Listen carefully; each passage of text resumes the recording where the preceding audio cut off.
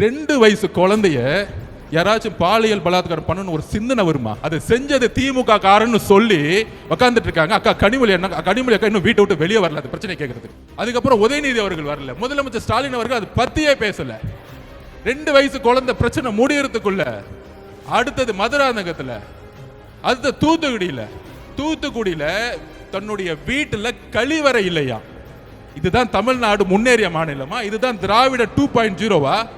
ஒரு கழிவறை இல்லாத ஒரு கிராமத்தை உருவாக்கிய ஒரு முட்டாள் முதலமைச்சர். இதுக்கு மேல சொல்றதுக்கு கோபமான வார்த்தைகள் எனக்கு இல்ல கிடையாது. இதுக்கு மேல ஒரு முதலமைச்சர் இதை பத்தி பேச கொடுக்க வாய் வரலன்னா ஒரு பெண் குழந்தையை பெற்று வச்சிருக்காரு.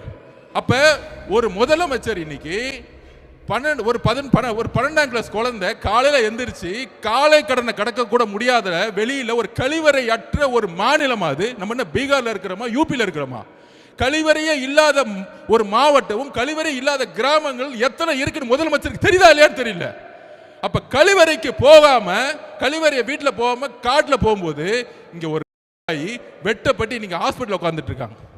இதுவா தமிழ்நாடு? இதுவா பெண் பாதுகாப்பு? இதை பத்தி நீங்க அட்லீஸ்ட் பேசுனீங்களா?